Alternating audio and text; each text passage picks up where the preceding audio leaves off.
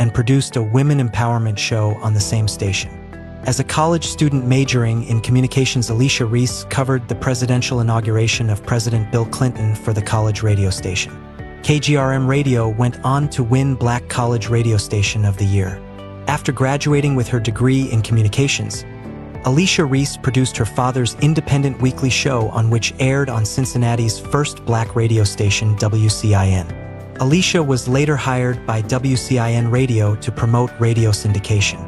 She was later recruited to assist in creating and being the producer of Cincinnati's first Black daily radio talk show called The Lincoln Ware Show. Alicia booked iconic guests, raised sponsorship money for the show, and developed the first live broadcast for the show, including the holiday extravaganza. Alicia created and produced the first father-daughter weekly show on Black radio called On the Real Side, 2 Point Guards.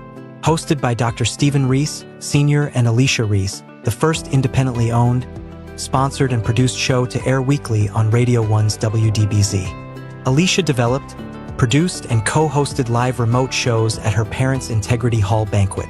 Alicia, a former college athlete, independently developed and produced special live radio show at Integrity Hall for the HBO boxing pre-show with Boxing Hall of Famer Aaron Pryor and others.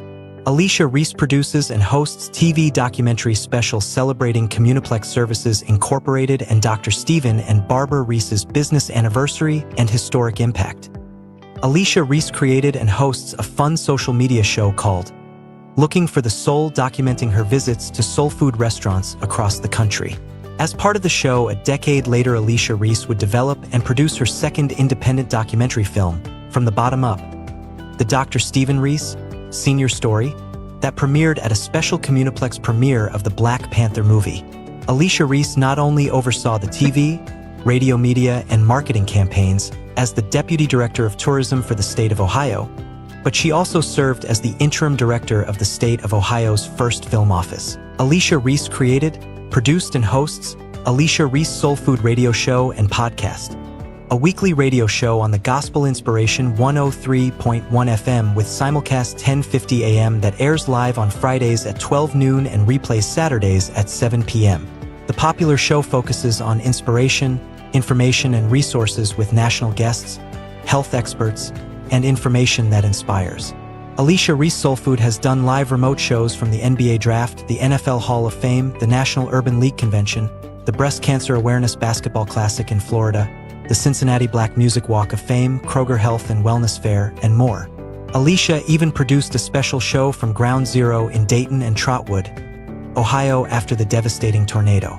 As the founder of the Cincinnati Black Music Walk of Fame, Alicia Reece also co-produced inductee interviews and augmented reality videos, as well as a short music film for the theme song produced by Bootsy Collins. Alicia Reece Soul Food is celebrating 8 years in 2025 with new guests, new live remote shows, and more. Go like Alicia Reece Soul Food Facebook and YouTube pages, plus tune in every Friday at noon and Saturday at 7 p.m. on 103.1 FM. Congratulations, Alicia Reece, on 30 years in broadcasting, radio, film, and producing.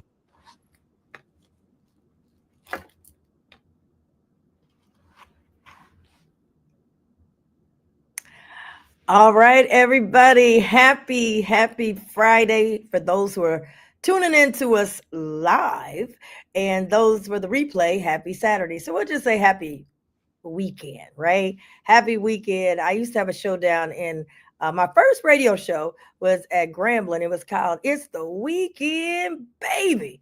And we would come with all the hype happenings on the weekends. And it was such fun. And I was so excited to do that show. And it had so many different things. Number one, we had a radio station that was 50,000 watts. I mean, we were in 3 states, Louisiana, Arkansas, and Mississippi. And we were college students. We were taking on the commercial stations. And I needed to get my class credit, but I was playing basketball. So you had to do a shift at the radio. And so back then they didn't have pre-recorded shows like they could do now. They didn't have all that new technology. And so I came up with a way to do a recorded segment, and it was the first of its kind in the South. And so it was called The Weekend, Baby. I came up with all the hype happenings on the weekend. I didn't know it was going to be as popular as it was, but it became so popular. Louisiana, Mississippi and Arkansas. And yeah, people. I was back with Grambling earlier this year at one of their big classics in Vegas, and people were stopping me. 30 years, lady. Oh my God, that's the weekend, baby. I used to listen to you all the time. So it has been a journey, and really appreciate all the support. I want to thank everybody who's been listening to this show that I created 8 years ago called Alicia Reece Soul Food for the Soul. And I want to thank y'all for those who listen to us on radio 103.1 FM, and then those who listen to us at 10:50 a.m. And we replay, so the show is on twice a week. And then I want to thank everybody who uh, joins us through our social media platforms. So share, share, share, share, share. I want to first start off by thanking everyone for your prayers and your well wishes. I'm not 100%. I'm not completely, 100% yet. It takes time, and it's just, it's my doctor, Dr. Keith Melvin, keeps reminding me, you only been out of the hospital 2 weeks. I'll be going on my third week, but only been out for 2 weeks, and I'm like, I gotta get going, I gotta get moving, I gotta get back. He's like, no, you gotta lay down. So I've been able to get around, and I want to thank my team for helping me be able to get around because I still can't drive right now. But yeah, God is good. I mean, when I think about what it could have been, and if I had not went to the hospital, and he didn't have to keep me, and he kept me, and I thank God for it. So thank y'all for all your well wishes and all your prayers and all those things matter. And thank you. I heard a couple churches also put me on your prayer line, and I really appreciate it.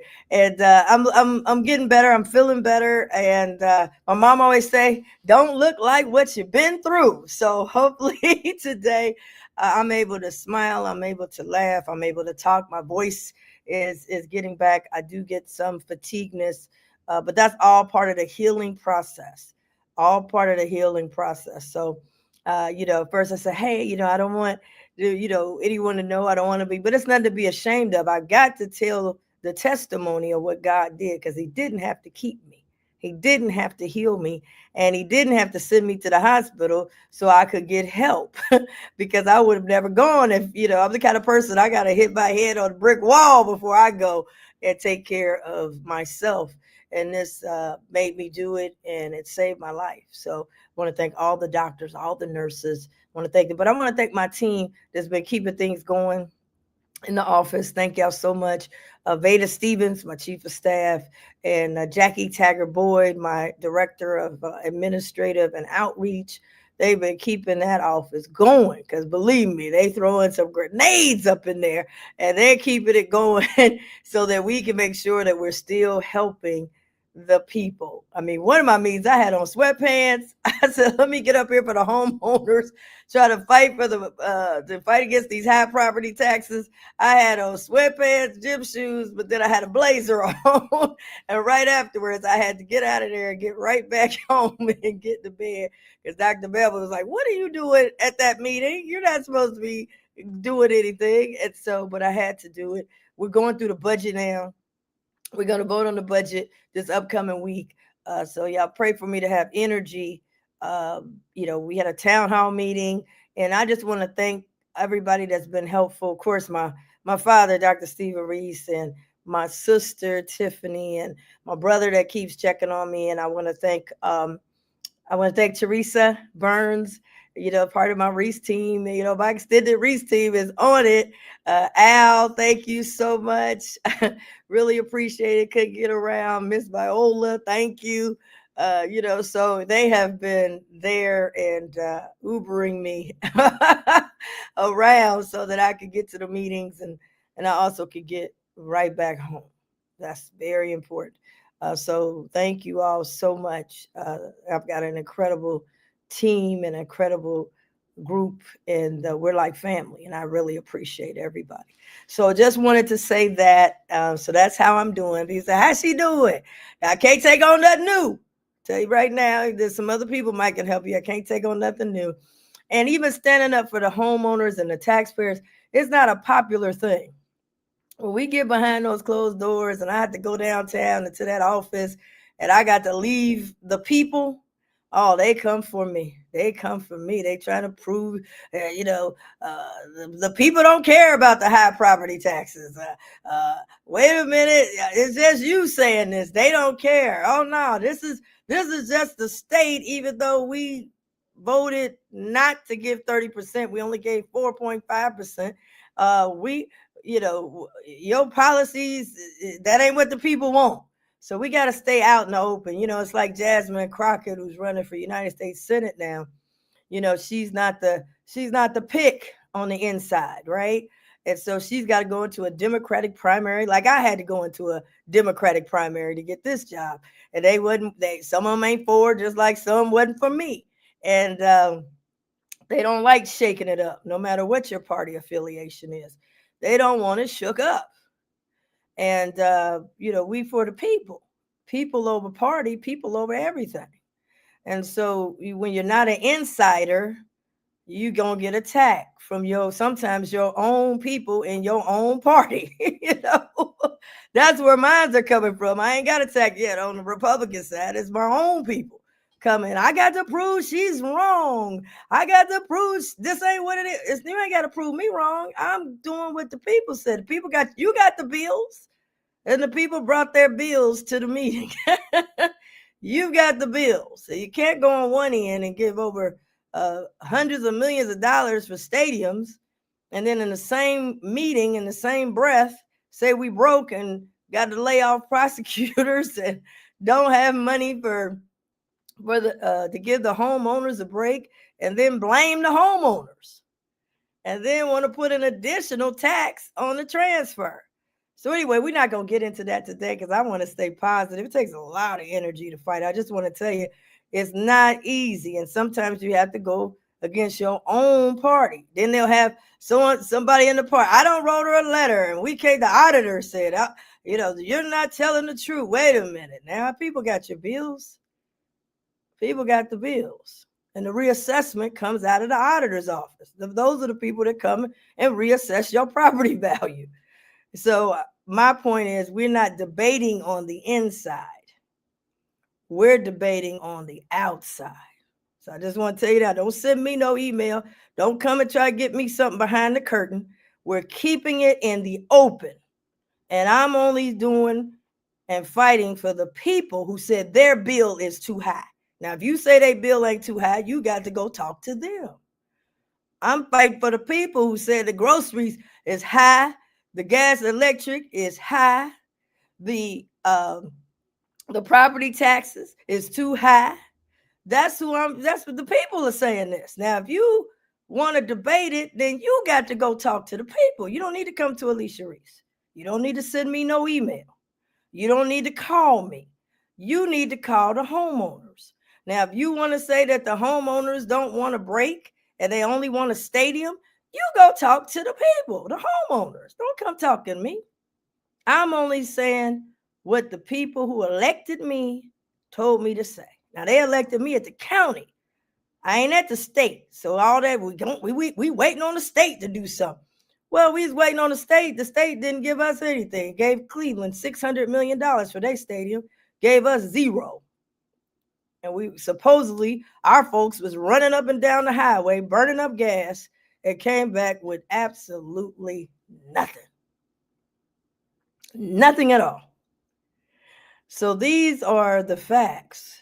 A $350 million deal, but they want the $200 million up front. But it's an 11-year deal. Don't make sense. Does not make sense. So you ain't got to argue with me. Argue with the people. And if you have a problem with it, put it on the ballot and see what the people say. Put the 30% on the ballot and see what the people want. So that's what we're working on. So we got a budget. Y'all pray for me because I'm not physically 100%, but I'm going to go down there and stand up as much as I can for the people. For the people. Not going down there to be popular. Not going down there to have a BFF. Best friends. I'm coming down there for the people. So I wanted to send that out. Want to send it out to everybody out there. elected officials, don't send me nothing. If you got an issue and you say that the homeowners don't know what they're talking about, you need to send it to the homeowners and let them tell you what they've been telling me. The property taxes are just too high. And there are things that we at the county that's in our hands, we can do our fair share. And we're not doing it. So with that being said, let me get down to the holiday season. It's almost that time, y'all. I'm super excited. I want to give a big shout out to my sister. I mentioned her earlier, and I just really, what would I do without my sister and, my brother-in-law? They take care of me when I come out the hospital, and my nieces, and wanted to say she got an award. She's getting an award today, and she's a behind the scenes person, but she's one of the top women in sports and recreation. She does the work. She's behind the scenes, excellent, has done phenomenal. And she's also the person when everything is messed up, they run and give it to her. Sometimes, they do that hoping you have failed, but that's a skill she has. She's able to turn it around, fix it, get the operations together, and move forward. And so I want to just say that I'm super proud of her, and congratulations on your award today to Tiffany. And our family is very proud of you because all that she has to juggle, but she does the work. She doesn't get all the credit. She's behind the scenes, but she is one of the top ranking women and Black women in sports in this region. Sports and recreation in this region. So congratulations, Tiffany, and we love you. Thank you very much. Also, Who's Who, they had it again, I think 2 years ago. I had a chance. Tiffany was in Who's Who for sports, and I was in a Who's Who, but this time they gave me the Vibe Award, and I wrote the forward of the book, of the magazine. Congratulations to everyone who was in the Who's Who. And I got a chance to go down there for a few minutes. I walked right in, and I didn't know I was going to be speaking. They said they're going to give me this Vibe Award. I appreciate it. But then they said, oh, you're supposed to give a speech. I'm like, what? For a few minutes. So I said what was on my heart, what God put on my heart. And then I had to leave out. So I apologize, everybody. I didn't get the hugs and the pictures and everything because I wasn't 100% and had to get moving, but I wanted to show up and be supportive and thank everybody for Who's Who. So we got a quick video of my comments, my remarks. I think we got it up. Let's take a look and take a listen. Powerful folks in this room, and that's what you are today. So I want to congratulate everybody that is being honored today. I want to thank Jackie Taggart Boyd for my team because I'm not allowed to drive. Don't tell my doctor I'm out. But Jackie Taggart that got me here, who's part of my team. Romaine Jones, who's also going to be honored. She is one of the co-producers for our induction ceremony. We have a thing called the Cincinnati Black Music Walk of Fame. It's the only interactive Walk of Fame car in the country. So if you haven't seen it, make sure we got Christmas lights and everything. It's free. 330,000 people have visited it. We went from rocks to now honoring, and we couldn't have done that without a partnership with my good brother right here. Go ahead and stand up, David Jones. Parker and Gamble, thank you so much for believing in us. I just want to say this, it's so important that we honor each other because they're trying to erase our existence. And I'm here to tell you that we are the home of the National Underground Railroad Freedom Center. But what I want you to remember is that the slaves were running away and it looked like it was hopeless, and they got to the river on the Kentucky side. And they had to make a choice. They didn't have swim lessons, they didn't have a swim cap for their hair, didn't have a swimsuit. They had to make a choice. And they made a choice to jump in the Ohio River. Didn't know what was ahead, but knew that we had to go ahead. And they didn't turn back, and they swam. Some didn't make it, but God allowed some to make it. And because they made it, we're here today. And we can be honored as who is who. Now, I want you to take the who is who to help in this very tough time. Because God looks at not what we achieve, but how we kept our faith and what we all had to overcome to achieve it. So now we're dressed up, we're getting awards, we're getting recognized. I need you to take that power you have, the rooms that you're in, the small businesses that you have. And it's time for us to jump in that Ohio River and make sure that the next generation exists. So we're not waiting for them to acknowledge us. We're not waiting for them to say, can we exist? We're not asking for permission on Black History Month. We're not asking for permission on Juneteenth. We're here to stay because God created us who we are. So please take your power, take your title, take your business card, take your bank account, but most importantly, take God's gift.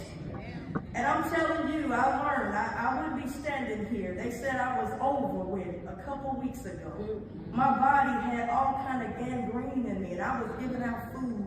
And the reason I'm giving this testimony is because God wants us to give our testimony on how good He is to us. So with every breath you have, please stand up for your brothers and sisters. If you're in a position in a corporation, stand up. If you're in a position in a bank, stand up. If you're in a position of an entrepreneur and can help a brother and sister, stand up. I'm a politician. I'm telling them to stand up. Because God is watching. God is watching. So thank you. That's what I wanted to give y'all. I didn't want to give it to you. God gave it to me to give to y'all today. Congratulations on what you're doing. Know that everybody right now is going through it. I don't care who you are, how big you are, how much you are. You one patient slip away from losing it all. You got a family member that's going through it. You taking care of mama and daddy and being a caregiver. You got a friend that you done lost. No matter who you are, you're going through it. And who's who is great. But who we belong to is even greater. God bless you. All right, that was a snippet, and I thank God for giving me that, because a lot of times we get caught up in our titles and so forth. And I'm telling you, people are going through it. It's not just low income and all that. I'm telling you, everything's going up. Bills are going up. Stress points are going up. Medical bills is getting ready to go up. People are going to be in debt. Can't make it, don't know how they're going to make it. And I just want to say that we all need to understand that. Don't look at somebody else. I know they got it going on. You don't know what's going on in their life. You don't know what their struggles are, because we're all going through it. So the only thing that we can keep that's consistent is God. And we got to hold on, and we got to keep our faith. And sometimes that's hard. We got to help each other keep the faith. You know, I tell you, my father, I call him, I'm like, man, this man is like going like Job right now, you know, in terms of his life, what he's been through in 78 years. But he never gives up on God. And he keeps pouring every time. He said, I might not know the answer, but I got what I want to tell y'all is to hold on to God, because God is the master planner. So just wanted to give y'all that for the who's who. Thank y'all again for the opportunity. Hiram and Real Time Media and everybody that had something to do, Dr. Womack and so many people that had something to do with that, because, you know, they're trying to attempt to erase us. But remember, you can't erase what you didn't create. You can try everything you want to. You cannot erase what you did not create. And we got to stay close to God and help each other out. Okay. All right, y'all. Now it's the holiday season. The Cincinnati Black Music Walk of Fame is open, y'all. And that's a testimony in itself. It's a testimony. No brochure. And this is, we're open for the holidays. We got a light show down there, special light show. If you've already been, go back because we got the light show. You know, the festival lights. We kind of got a mini version of the festival lights down there. We got an award for one of the top 500 light shows in the world. Go down there. It's absolutely free. Now, it's not like what they think a walk. Oh, they just got some stars. No, this is an interactive outdoor park. Interactive, new technology, nothing like it in the whole country, possibly the whole world. And it's absolutely free. So you got something you can do with the family. Your budget is tight. Want to do something nice? Go down to the Cincinnati Black Music Walk of Fame. And we're right there on Marion Way, right across from the NFL Stadium next to the Andrew Brady Music Center. It's absolutely free, 6 a.m. to 11 p.m. Over 300,000 visitors have already come through. But you got to see this holiday light show that we got. Go on and tell your friends. And it's something that the whole family can go down and take pictures and be a part of. And you can learn. You can learn. You can be entertained. You can use technology. It's something for the whole family. And then we want to give a special birthday shout out to one of our oldest visitors, or I say the most seasoned visitors, Mr. Horace McCray, who is, I believe, 102 years old. Now, if he can get down there at 102, you can get on down there. So go on down there, holiday cheer, Cincinnati Black Music Walk of Fame. Now, speaking of music, I want to get to my guest. I'm super excited to have him. Oh, my goodness. You have watched the Unsung, and you hear this voice. It's so deep, it's so clear, it's so beautiful. And you're like, man, this voice, who is the voice on this thing? And you would never think that the voice came from right here in Cincinnati, Ohio, right out of Hughes High School, public school. And he is telling all the stories. He is a R&B historian, expert, music historian, R&B music historian, and he is in the Hall of Fame. He's in the Hall of Fame, and today he's on Alicia Reece Soulful. Welcome to the program. It's a Tyrone DuBose. Hello there. How you doing? I'm doing fantastic. You know, there's so much negativity. I mean, every time you turn on something, it's negative. Somebody done died. Over here, somebody done something wrong. Over here, we done got somebody. Over here, somebody owes some money and got a bill over here. Then you come home and you got negativity. I said, you know, one thing about music, it has gotten us through so many things as a people, and it's brought us together. It brings people together of different backgrounds, different races. It brings moods of pain and joy and overcoming. And that's kind of how, you know, when you talk about the slaves, they say, how did they keep they kept close to the word of God, and then they had the music. You know what I'm saying? It certainly was. And in fact, funny that you mentioned that. In fact, a lot of our music began with slaves on the plantation, and their slave owners forbid them to sing at all because they believed that they were trying to plan a way to escape. And so that was where R&B or music itself began. And of course, the civil rights movement all began to some degree with music, including with the Impressions and Sam Cooke and so many others here. And it's one of the most important aspects of not just American music or Black music, but, you know, just history, the music of history. Yeah, and it's so much. It's a gift, and it's so much pain. I mean, in the Cincinnati Black Music Walk of Fame, where we're located, you know, that's where the slaves lived because it was supposed to be the bad land because it was in a floodplain. And then when they said, wait a minute, we can build garages and then build on top. Now we got a view. We got to throw them out. And they got moved out for black laws, etc. Now we come back with this little half an acre, kind of doing it like the slaves. They give them, when they took soul food, they gave them scraps and they made it into soul food. Took this little half acre and made it into international treasure. But it tells the stories of Black music. And Louise Shropshire, who is the original writing of the original version of what we now know as We Shall Overcome, fighting to get the rights to it, died, but her grandkids kept fighting, and they finally came out, and she has a star there. But we want to talk about you, because we want to know, how'd you go from Hughes Big Red to Unsung?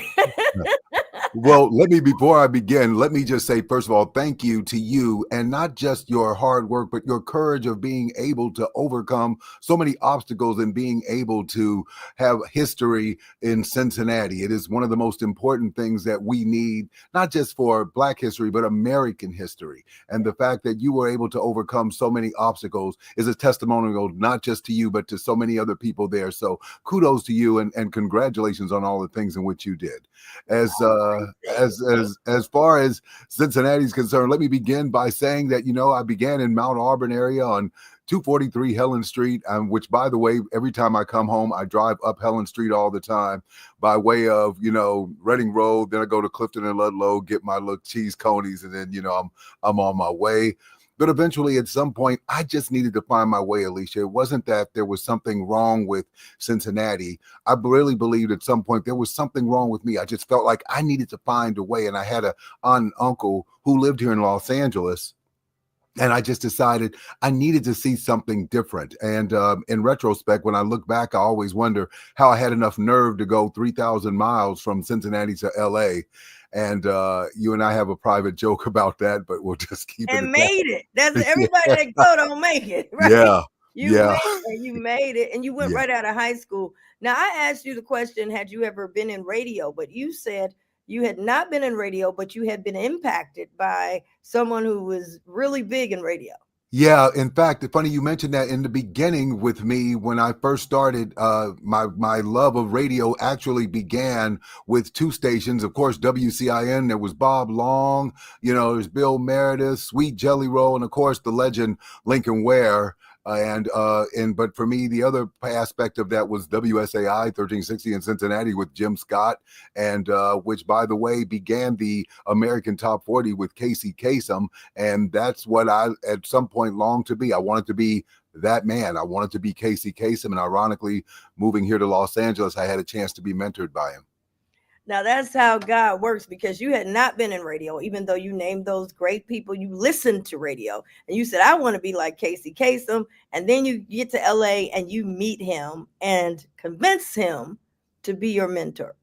I did, Alicia. And one of the ways I did that was I asked him briefly. I just said, Mr. Kasem, and I was telling him I wanted to do this radio show based on the top R&B songs and everything.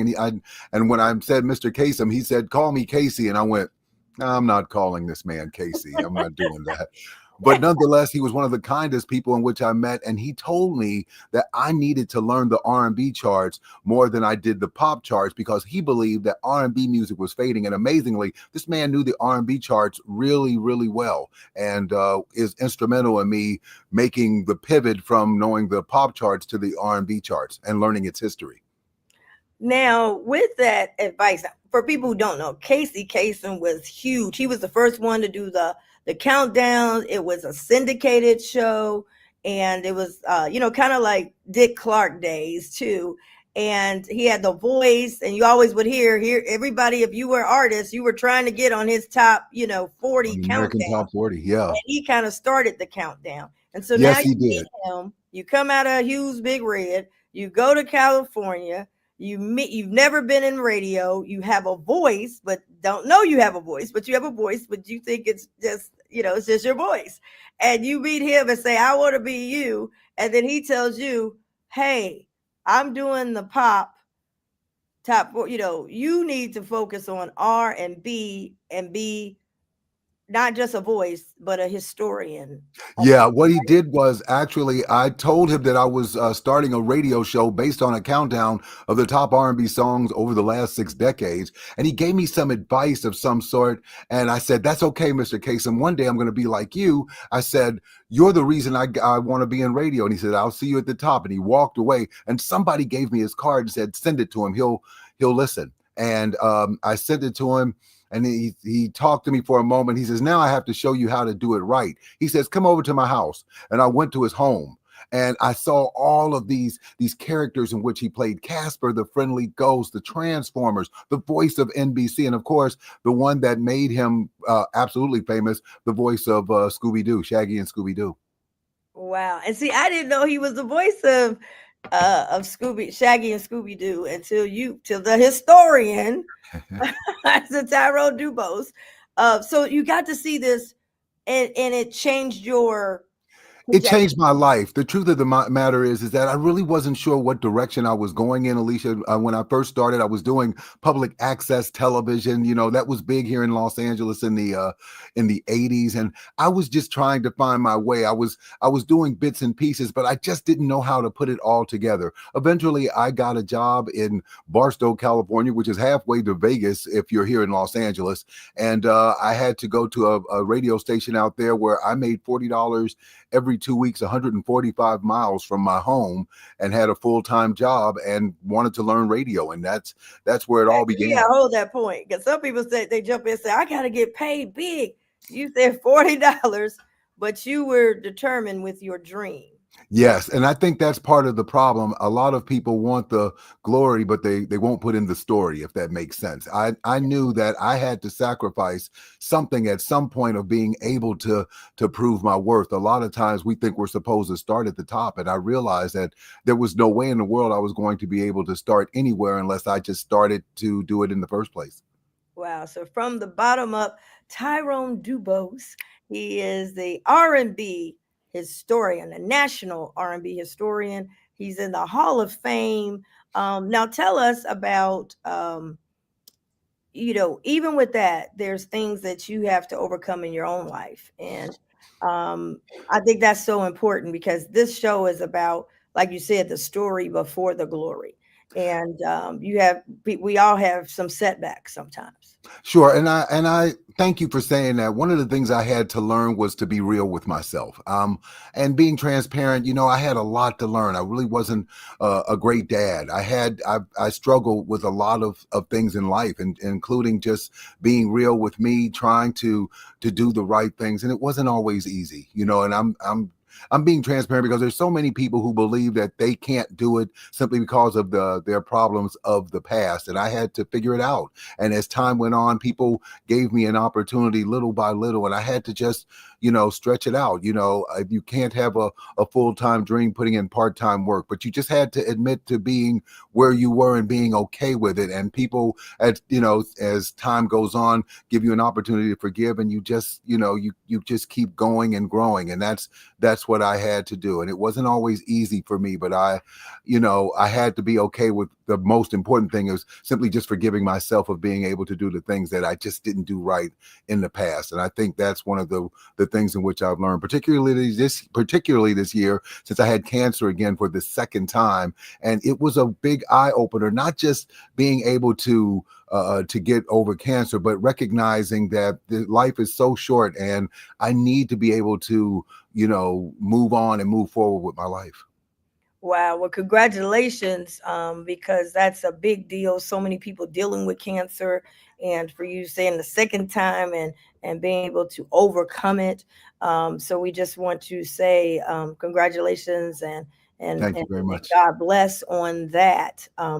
I like what you said. Can't have a full-time dream with Putting in part-time work. Yeah. part-time work. You And need a lot of, yeah. And I've had to learn that, in my head, I always say there's, 1,440 minutes in a day. And the goal is how much time am I spending on my dream every day? I had to make the time, not take it. And for a long time, I had this publicist a long time ago that really changed the trajectory of my life. When I first got started, she said, "Are you sure you're ready for all of these things that are going on for you?" And I said, "Yes." And so I started going on the red carpet, going into Hollywood, doing all of these things. And one day, a lady said, "Tyrone, how are you doing?" And all of this. And then she had a microphone and she said, "Tell me what it's like not being a great father." And she stuck the microphone in my face. And I had to stammer to say something. And I guess I managed to get through it. And then she said, "Okay, thanks." And I remember going to the publicist saying, "Hey," she asked me about my personal life. And she said, "I know she did because I told her to ask you and you're fired." And she said, "Not because you had problems, we all do, but because you told me you were ready for this." And something that she said that I stuck to, and I remember saying it in my induction in the Hall of Fame ceremony. She said, "If you're not ready for people to talk about you, you're not ready for success. Goodbye." And she walked off. Wow. And it was an eye-opening experience for me because I recognized then that I had to be true to myself and be okay with it. And once I was okay with it, then everyone else would be okay. And that was a tough lesson for me to learn. Wow. Now, how did you get to Unsung? Let's Well, talk about after my first cancer surgery, I remember I was sitting next to this gentleman who was asking questions. I was at Sly and the Family Stone debut of Unsung, and this gentleman was next to me, and he said, "I wonder if Sly had any platinum singles." I said, "No, but he had the 24th and 25th biggest songs of the 1970s." And I was talking to him, and then he said, "Well, what about Diana Ross, or what about the Supremes, and so what about Temptations?" And then I said, "Look, sir," I said, "the first platinum single in history, according to the Record Industry Association, was Johnny Taylor, Disco Lady, 1975. And he said, "Well, who was number?" I went, "Kiss and Say Goodbye, the Manhattans." And he said, "How do you know all this?" And then I was just talking to him. I told him about this little radio show that I was doing. He asked me for a card. I gave it to him. And then he says, "Come over to my office." And then I went to his office, and he was the executive producer. I was sitting next to the executive producer of Unsung, and that's how I got on. And ironically, the first Unsung episode I did was none other than Midnight Star. And Wow. that's the first one with Reggie and Vincent, who I see all the time out here in LA. And they always remind me of the black beer lot that, Yeah. Now, Midnight Star, they're in the Cincinnati Black Music Walk of Fame. Let's get into some of these artists that people may not know about. I'm going to start with, and we'll come back to Midnight Star, but I want to start with Please Come Home for Christmas, and the song that we hear because we're in the holiday season, and the connection to Cincinnati. Charles Brown, Please Come Home for Christmas. Amazingly, that song came out in 1947, and it was a top 10 song for him out there. And so ironic. Of course, I was like 20 years old when I first moved out here. I get a phone call here in Los Angeles from somebody who says, "Do you have my phone number?" And I said, "Excuse me?" He says, "I'm Charles Brown. Merry Christmas, baby." And he said, "If anybody calls you at your number," I remember it was 752-0591, "tell them to call me at this number." And I said, "Okay." Right. Charles Brown, though, is an institution with the fact that he did Christmas music. It was one of the staples of many of R&B Christmas and soul music that was in our, in a big part of Black history. Wow. And we're going to hear a lot of it. I mean, and it's played on every station. And people can go down to the Cincinnati Black Music Walk of Fame. We play that. He has a kiosk, but we also play it for the holiday season. Now, holiday music, people go get the Motown. And the Motown is celebrating, what is it? Their past 50 years. The whole story, the Berry Gordy, he just turned 96. Yeah. Tell us about that, in terms of when we talk about Christmas R&B classics. Motown is major in that regard. Of course, Someday at Christmas with Stevie Wonder in 1967. And of course, the Christmas song Silent Night from the Temptations as well. And of course, Santa Claus Goes Straight to the Ghetto by James Brown. There's so many different variables that are intricately entwined in Cincinnati's music, of course. But more importantly, it's a very important part of not just Black history, but American history. It's the one thing that uplifts us even at a time when we feel like we're dragging or that we don't feel well about ourselves. It's one of the most important things that we do.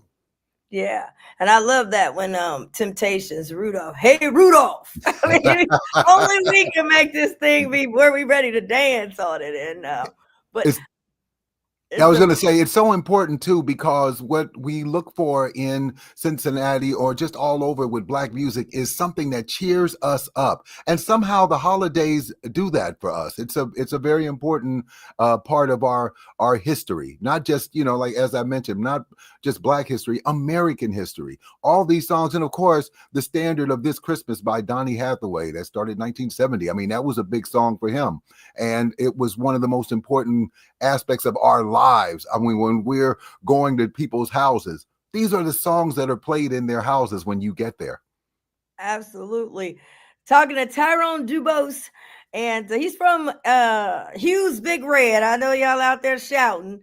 Hughes, but let me ask you now. Let's talk about James Brown. You had a fun fact. I wouldn't say a fun fact, but you had a fact of James Brown. Everybody was running with James Brown. And then he comes out with "Say It Loud, I'm Black and I'm Proud." And people Yes. now play it like it's okay, but he took a hit for that. Yes, as a matter of fact, James Brown for a long time, if you cross over from the R&B chart to the pop charts, that means that both white and black people are buying you. In other words, it gets into the mainstream of music. Papa's got a brand new bag. This is a man's world. There's so many of the beginning of R&B history that crossed over from the pop charts to from the R&B charts all over to the pop charts. Shortly after Martin Luther King was assassinated, James Brown decided to make the song "I'm Black and I'm Proud." And I did his unsung episode, and they warned him they didn't think this was a smart move for him to do. But James Brown, being the courageous person in which he was, did the song anyway. The song did cross over to reach the top 10 of the pop charts. However, James Brown never reached the top 10 again until Sylvester Stallone asked him to please do the song "Living in America," where not only did he reach the top 10 for the first time in almost over 15 years, he received a Grammy Award for it. Wow. I remember he came here, the music festival, and he came out. That song had just come out, and he came out there, "Living in America." Yeah, I truly remember that. A lot of people don't know the backstory on some of these things. Now, tell me about the Isley Brothers. And a lot of people don't know some, fun facts about them. Well, two things. One, right, of course, they were from Lincoln Heights, and before they moved to Teaneck, New Jersey, believe it or not, Jimi Hendrix at one time was a part of the group for a little while, and a lot of people didn't know that part. But in the middle of the Isley Brothers run, they had, in 1975, there were 43 number one singles on the R&B charts in 1975. Only one group, and we became Song of the Year on the R&B charts, and it was the Isley Brothers. And and that's the part that was amazing with them. And what's more amazing is that the Isley Brothers only had 2 gold singles in their run. Only 2. Wow. Yeah, "Fight the Power" was their biggest song in history. Wow. And you go down to the Cincinnati Black Music Walk of Fame, they play that "Fight the Power," and I'm dancing. I mean, it just makes you want to dance. And a lot of people don't know that Chuck D and Flavor Flav, they took that from the originals were the Isley Brothers. Many songs that were used, believe it or not, particularly in the 80s, were copyrighted or stolen. I would say stolen. James Brown believed that most of them were stolen. Yeah, they were sampled. I'll say it that way. Sampled by, and most of them were James Brown, as well as some of the Isley Brothers songs as well. Wow. Including "Let Me Know" by Aaliyah.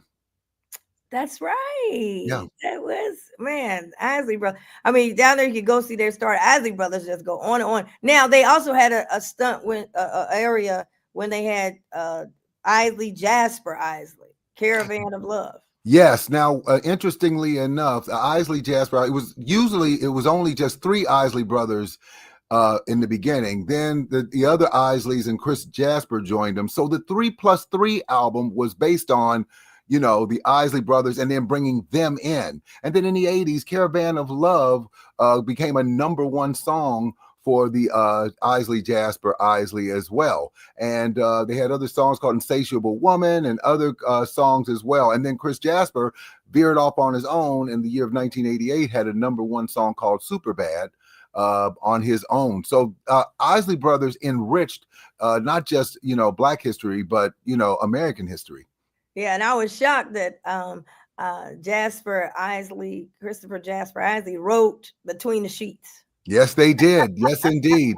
And, it's amazing, though, that right now in America, there are very few R&B groups. There are no legitimate new R&B groups right now. And part of the reason is because of the way in which we do music nowadays. In the past, people got together and they did it in a garage or they went to studios. But now with AI and so many of the other aspects of music, it's difficult to get 5 people together. And in the history of R&B, very few groups in history have ever lasted longer than 3 or 4 years before somebody decides to leave. Yeah, somebody said, "I'm going on my own." Now, you mentioned Midnight Star. You did the unsung on Midnight Star, and you got a fun fact. I love Midnight Star. They're in the Cincinnati Black Music Walk of Fame. And in fact, Belinda had just texted me the other day, had heard about me and said, hey, I want to make sure you're okay. And so tell us about that. Anything? Midnight Star was not just it was Midnight Star. It was Cincinnati's Midnight Star. That's what it meant when I was there. Then when I admittedly had a Jerry curl, which that was back then. I think they all did. Everybody had a Jerry curl. I remind Reggie and Vincent, because they live out here in LA, and I saw them I'll see them tomorrow, as a matter of fact. I remind them all the time, my Jerry curl was popping just like theirs was. But they were really important and a part of Solar Records, and just like The Deal, as a matter of fact. They were very important, and we took pride in not just them being great musicians and doing well on the charts, but the fact that they were Cincinnati's own. That was a big deal. Yeah. I love it when we are Midnight Star. I love that part. And people can go down and see their story and hear from them. But one of the few groups, by the way, that's still together, with the exception of Reggie and Vincent. Without Reggie and Vincent. And I think the Walk of Fame was the first time they all worked together. Yes. They came together to get the award and walk the red carpet together. Yes. And, it was just a phenomenal piece. Tell us about Heat Wave is coming. They're also mentioned in our Cincinnati Black Music Walk of Fame. They're coming, the group that is known as Heat Wave right now. They're coming to the Cincinnati Music Festival next year. Tell us about the Heat Wave story and that Dayton connection. I know you did an unsung on them. Yeah, interestingly enough, I was just with the group on tour on the Soul Train, on the Soul Train cruise, and they are dynamic in itself. Of course, a lot of this group came from 4 or 5 different countries, Switzerland, Brazil, all of them managed to mesh together. What's interesting, the song Boogie Nights almost would have reached #1. The problem became they were caught up in the midst of one of the biggest battles in the history of pop music between Andy Gibbs' I Just Want to Be Your Everything and the Emotions with Best of My Love. Together, they denied so many artists the opportunity to reach #1 on the pop charts. Both spent a total of 10 weeks at #1 on the pop charts, denying so many other groups, including the Floaters and Heat Wave. Wow. And then the lead singer was Dayton, Ohio. So it had Dayton, Ohio all over it. And yes. And although Mr. Wilder did, have, injuries themselves, what was interesting is that they continued to try to move on with it. I mean, their album Hot Property became a gold-selling single as well. And so the fact that they were willing to continue to persevere just only shows the strength of not just the group, but the strength of Ohio, which, by the way, had so many different major artists.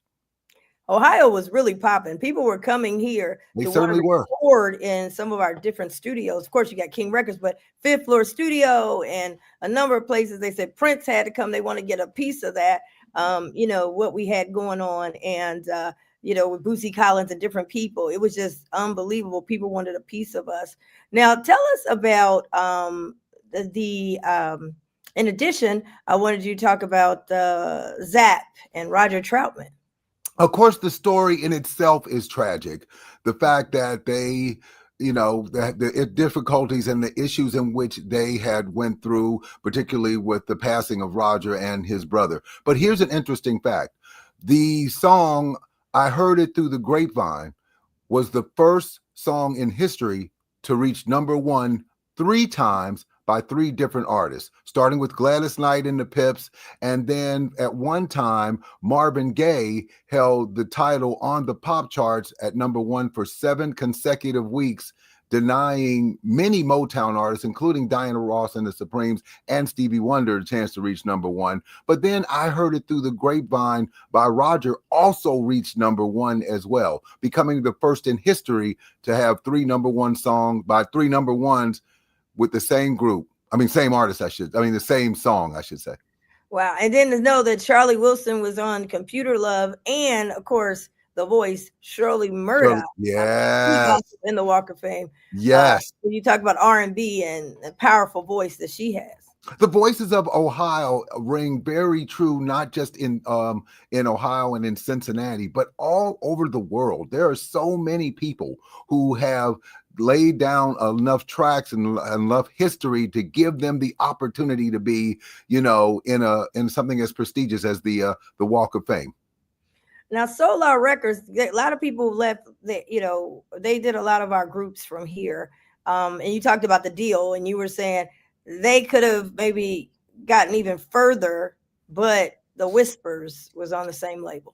Yeah, part of the problem wasn't, in the 80s, the truth of the matter is any groups in the 80s that broke through the top 10 would have been major. And I say that because I can think of 4 people immediately. In the 80s, it was all about the R&B single men. Michael Jackson, Prince, Luther Vandross, Freddie Jackson. The 80s were all about men, about the R&B men. So if you broke through in any way, shape, or form on the R&B chart, you were lucky. And ironically, the Whispers were consistently breaking through with their songs. Just Gets Better with Time, In the Mood, and so many other classic hits that they had. Wow. So anything else, like as we're, this is such great things. And then you have, like, on the other side, then you have like the Aretha Franklins, the Gladys Knights, you have, and then you brought in like Penny Ford with Snap in the pop era. Love Penny. Penny is an icon in herself. But here's an interesting fact that I got a phone call from this person. So what many people didn't know is that Aretha Franklin was the #1 female artist in the 1960s, #1 in the 1970s, and Aretha Franklin was the #1 female artist in the 1980s, ahead of Anita Baker, ahead of Whitney Houston, ahead of Janet Jackson, but not by much. By 32 points, the second biggest artist on the R&B charts was none other than Stephanie Mills. Stephanie Mills was the second biggest artist then, and she didn't know it. And I was like, she said, I didn't know that. That's what you got. That's what they got me for. I told her. And we love all of them. The bands, you had the SOS, the Atlantic Star. I mean, it was like battles out there. Yes. Lakeside. Yes. We got to know, what about them? Yes, Lakeside was very, very, very important, and they're very unique in itself because funk music was something that at one time became just like a bit of a niche. But as time went on, people started recognizing these groups, the Bar-Kays and Lakeside, and even the Ohio Players to some degree. There's so many groups of that nature that were a major part of R&B music and part of the music in Cincinnati. All right. Tyrone DuBose, I have to have you back on. I mean, all this history dropping from Unsung to Alicia Reece Soul Food. Thank you for being on here. We got to get you back on. Hey, everybody, have a great weekend. And don't forget, you got to have a hot sauce. Until next time, peace.